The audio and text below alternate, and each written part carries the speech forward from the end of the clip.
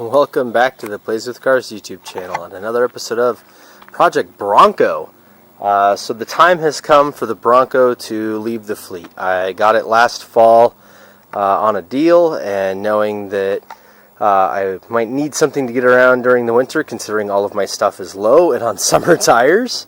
So I figured it would be a good project to fix up, repair all of its little niggles, use it during the winter, and boy was I glad I had it during all of our snowpocalypses. But now you can see it's sunny and nice, and everyone's got their tax returns and all that good stuff, so it's time to get her ready to go. As you saw in previous videos, Project Bronco doesn't run that bad. She fires right up, plenty of power, no real issues, but I like to give everything I own a tune-up before it goes away, and boy am I glad I did. I'm honestly a little surprised this thing ran at all. Look at these plugs. The gap is so big you could almost stick your finger in there.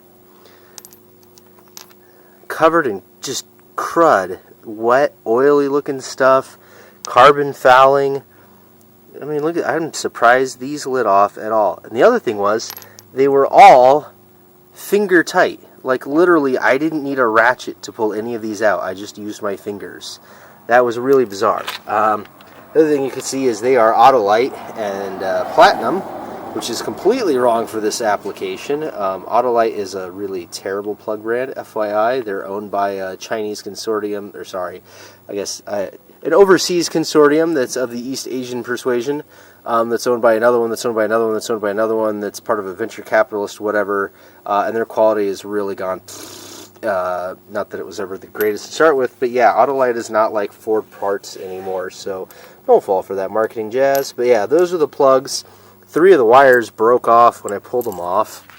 And you'll love this. You can see the wires are Belden, which are a Napa brand.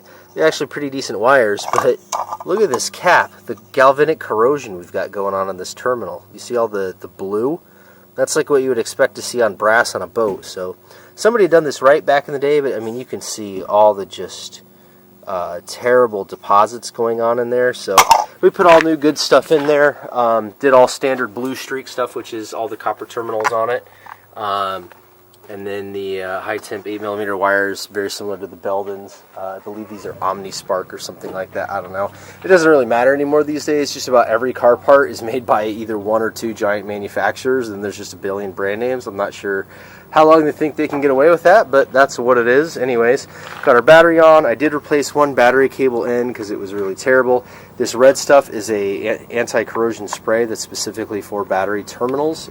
It's made by CRC. And unfortunately, mine lost its label about 1 million years ago. I think I've probably had this can 15 years and I haven't run out yet. That might be a part number though. But it's CRC, the same people that make this. It's just this battery terminal protectant. But yeah, I have yet to actually fire this thing up. I actually went and grabbed the camera just so we could do it together to see if I figured out what I was doing. Whoever had wired it previously had not done the greatest job, although it was in the correct order, so I kind of followed it, but hopefully I got their routing correct. We shall see. Alright, here we go. Yahoo! So I've previously done an oil change in this with the right oil and filter. Got a good Wix filter in there, good regular oil. I believe 1030, whatever it calls for. But I also changed the air filter this time around because the air filter was real nasty.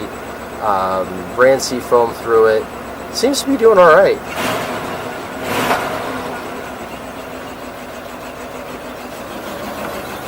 Been a while since I've driven it, but that's about as good as it's always been.